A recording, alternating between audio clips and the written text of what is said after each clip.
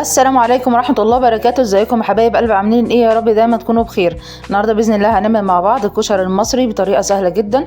ما تنسوش الاشتراك في القناه وتفعلوا زر الجرس عشان يصل لكم كل جديد. تابعوا معايا الفيديو. اول حاجه نقول بسم الله. انا هنا معايا الحمص، نقعت الحمص ليله كامله من بالليل للصبح في الميه بالشكل ده.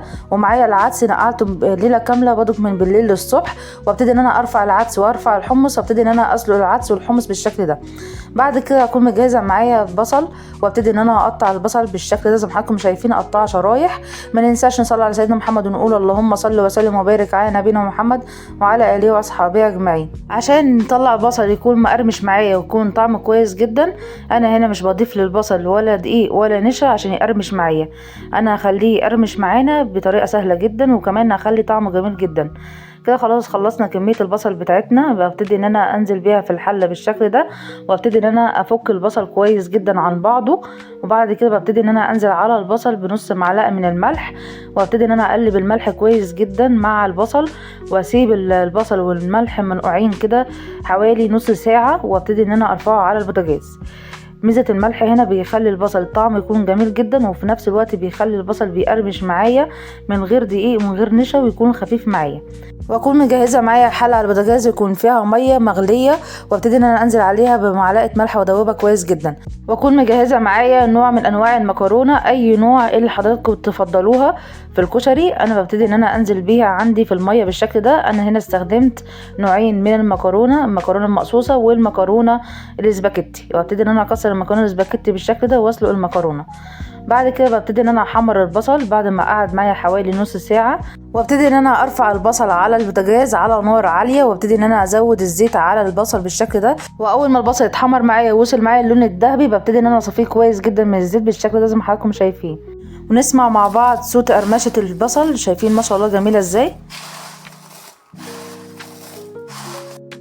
وبعد كده ببتدي ان انا اخد الزيت بتاع البصل، ببتدي ان انا احمر بيه الرز بالشعريه، وكمان اعمل منه الصلصه بيخلي الرز بالشعريه طعمه جميل جدا.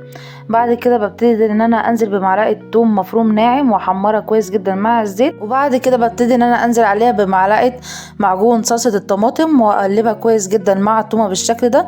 وبعد كده ببتدي ان انا انزل عليها بعصير الطماطم واقلبها كويس جدا.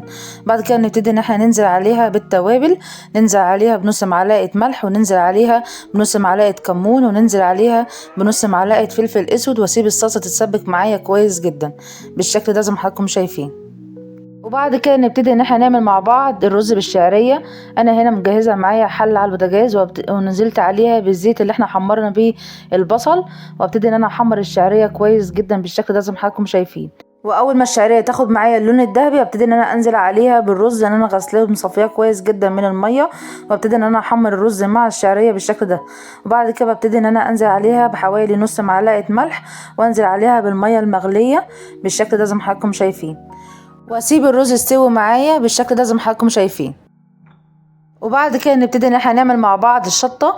انا هنا بعمل الشطه مع الحمص بيخلي طعم الحمص جميل جدا. واول ما الصلصه اتسبكت معايا، ببتدي ان انا اخد منها حوالي 2 مغرفه من الصلصه وانزل بيها على الحمص، وانزل على الحمص بمعلقتين كبار من الشطه، وانزل عليها بنص معلقه ملح واقلبها كويس جدا، واسيب الشطه تاخد معايا غلوه واحده، وابتدي ان انا اطفي النار عليها. جربوا الشطه بالطريقه دي هتعجبكم جدا، وكمان بتخلي طعم الحمص جميل جدا. بعد كده نبتدي ان احنا نعمل مع بعض الدقه. انا هنا اكون مجهزه معايا كوبايه من الميه، عليها ربع كوبايه من الخل، وانزل عليها بنص معلقه توم مفروم ناعم، وانزل عليها بنص معلقه كمون، وننزل عليها بنص معلقه ملح، ونسيب الدقه تغلي معايا. واول ما تبتدي الدقه تغلي معايا اول غلوه، نبتدي ان احنا نطفي النار عليها على طول، ما بنسيبهاش تغلي كتير عشان خاطر الدقه ما تمررش معانا. وده كده الشكل النهائي للكشري المصري. شايفين ما شاء الله جميل ازاي. وعملنا مع بعض الدقه، وعملنا مع بعض شطه بالحمص، وعملنا مع بعض البصل المقرمش بطريقه سهله جدا. يا رب الفيديو يكون عجبكم. لايك وشير، واشوفكم في فيديو جديد في حفظ الله.